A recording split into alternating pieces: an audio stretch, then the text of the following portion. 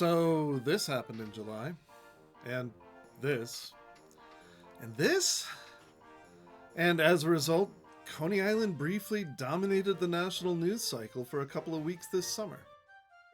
But why was that happening at all? What is the deal with Coney Island and hot dogs? Well, I can answer that question. Hot dogs and Coney Island are inextricably linked, and that link is celebrated during the summer hot dog eating contest at Nathan's. But why? Is it true that the hot dog was invented on Coney Island? Did Nathan do it? Or is there a more complicated history? I love complicated histories, and also for the purposes of pleasing the YouTube algorithm, I am putting this complicated history in the form of a numbered list with a vaguely insulting title. 3 facts about hot dogs that you, yes, you, specifically, are wrong about. Let's dive in. Number 3, you are wrong about who invented the hot dog. Just about the first thing you see when you get off the subway at Stillwell Station in Coney Island is the Nathan's Famous Hot Dogs building. And it is a beauty. Neon bedecked and with a shockingly extensive menu. They offer frog's legs. Do people go to Nathan's for the frog's legs? If you are a big fan of Nathan's frog legs, please leave me a comment below. I need to know more about your life. Nathan's is an icon, plain and simple. And if you somehow manage to visit Coney and leave without having a Nathan's hot dog, did you even visit Coney Island? But who was Nathan? And did he invent the hot dog? So let's start with a definition. What even is a hot dog? A hot dog is a dish consisting of a grilled, steamed, or boiled sausage served in the slit of a partially sliced bun. Simple enough.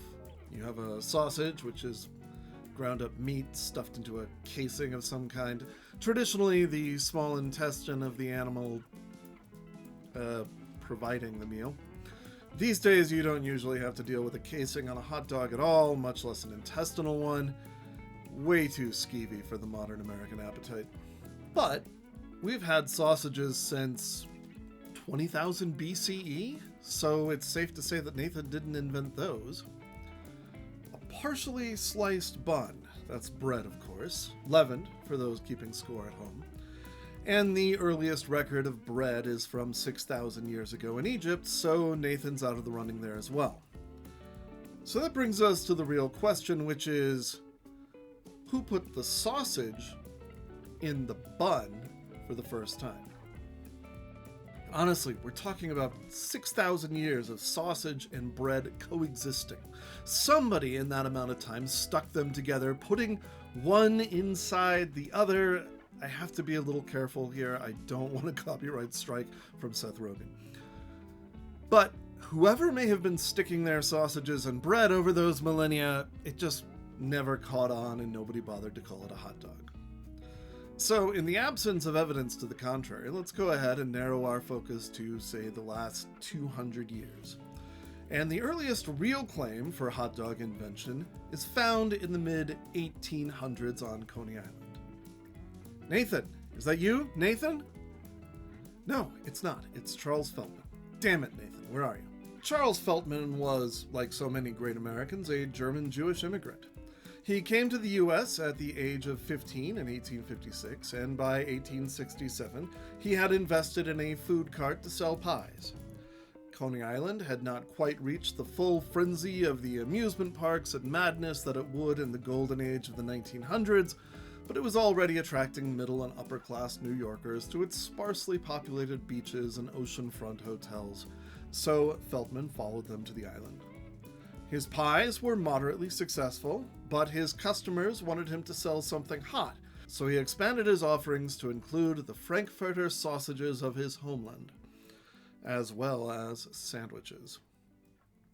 And one day, he looked at the sausage, and then he looked at the sandwich roll, and then back at the sausage, and then back at the sandwich roll. And this probably went on for a while because 6,000 years of human history was screaming behind the scenes for him to get on with it, and that was probably very distracting. And then it happened. He gingerly held the slitted roll in his left hand, and with tongs, a hot frankfurter in the other. They came closer and closer, and then it happened. There was a blinding flash of white light, and Feltman muttered under his breath, "Lo, I am become chef, feeder of worlds," and the hot dog was born. But he didn't call it a hot dog yet. He called it a red hot. But they were a huge hit. It's pretty obvious, really. A hot, handheld food that doesn't get your fingers all greasy or burn them. An oblong roll and an oblong sausage that are perfect for one-handed eating. And, frankly, hot dogs are delicious. Feltman's business took off, and by 1871 he was selling his red hots from an actual restaurant. A restaurant that kept growing. Over the course of his life, Feltman added buildings, bars, even a carousel to his ocean pavilion, and by the 1920s it was considered the largest restaurant in the world, supposedly serving 10,000 customers per day. And he owed it all to the simple act of putting a frankfurter into a bun. Number 2. You are wrong about the origin of the name hot dog. When Feltman started building his pavilion in 1871, he was still calling his creation a red hot. Other folks called them frankfurter sandwiches, weenies, or, appropriately enough, Coney Islands. So when did the dog find its way into the red hot mix, so to speak?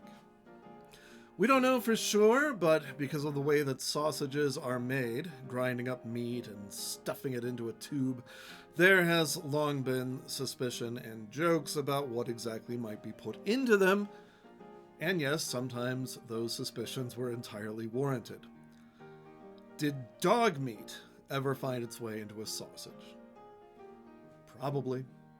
Then there's the fact that sausage wieners look a lot like wiener dogs, and eventually linked wieners were called dachshunds. There's an old story that in 1901, Red Hot vendors at the New York Polo Grounds called them dachshund sausages, and a cartoonist who was attending took the opportunity to draw the Red Hot as a dachshund in a bun, thus forever associating the food with hot dogs. But nobody can find this cartoon, so it's probably apocryphal. Beyond that, there's the fact that we have examples of the term hot dog in print that predate this supposed origin.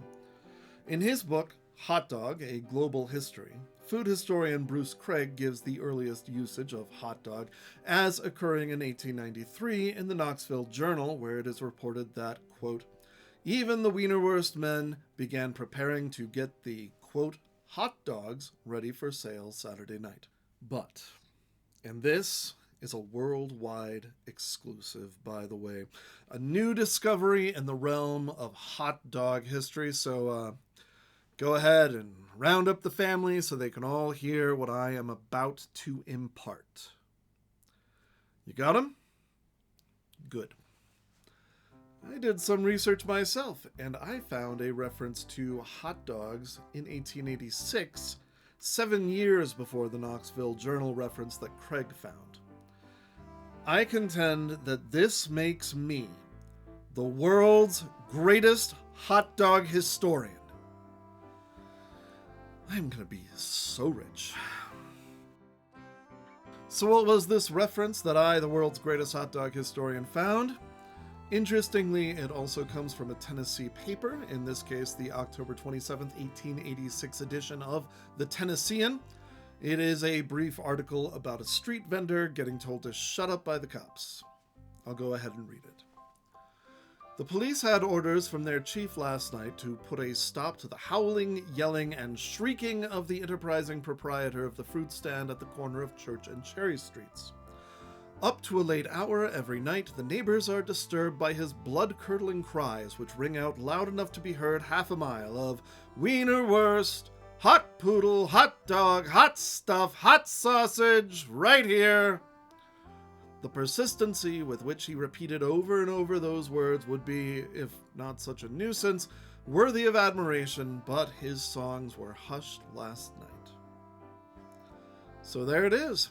And another indication that sometimes the dog breed would be specified.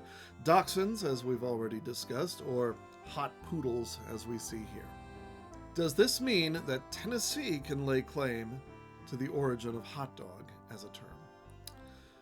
Well, speaking as the world's greatest hot dog historian, I'm gonna say yes. So the term spread like wildfire, and by the early 20th century it was damn near ubiquitous. And here we are, back in the early 20th century, and now it is finally time to talk about Nathan. Number 1. You're wrong about Nathan. Okay, I'm not entirely sure what exactly you're wrong about when it comes to Nathan Handwerker, but I'm betting for the algorithm's sake that you're wrong about something to do with him, which is very embarrassing for you.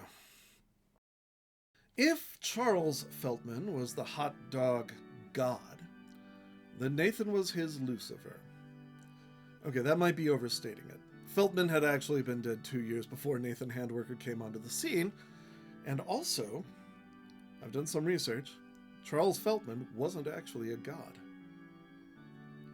Nathan Handwerker was a Polish immigrant who came to the United States in 1912 and soon got a job slicing hot dog buns at Feltman's Pavilion. At this point, Feltman's was huge, by some accounts the largest restaurant in the world, with multiple bars, beer gardens, dining halls, even a carousel. One of its many gimmicks was that it employed singing waiters. 2 of them were Eddie Cantor and Jimmy Durante, both of whom would go on to become stars. The story goes that Eddie and Jimmy befriended the struggling Nathan Handwerker and suggested that he get out from under Feltman's and open a hot dog stand nearby where he could sell the dogs at 5 cents each, undercutting Feltman's 10-cent dogs. Nathan took their advice to heart and began saving, supposedly only eating free hot dogs from Feltman's for his meals and sleeping on the floor of the restaurant at night in order to scrimp every penny.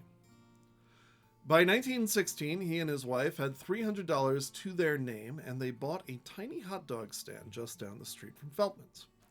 Where Feltman's had by this point become a gargantuan restaurant that catered to the middle and upper class Coney Island visitors, Nathan's was a no-frills stand offering a cheap, good hot dog that attracted the working class.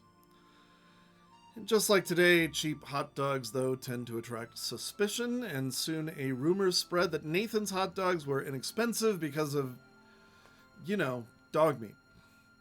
To battle this slander, Nathan began offering free hot dogs to staff at the nearby Coney Island Hospital, provided that they wore their white uniforms while eating them. This bit of outside-the-box marketing worked, and the sight of white uniformed nurses and doctors eating Nathan dogs convinced the public that Nathan's hot dogs were legit. And well, the rest is history. Feltman's gradually declined as the 20th century continued, and the Coney Island crowds grew less interested in more refined dining. Feltman's finally closed its doors for good in 1954. Nathan's, on the other hand, with its cheap, dependable product, grew, establishing other locations in New York throughout the second half of the 20th century, and was eventually bought out by investors in the 1980s who took the brand global.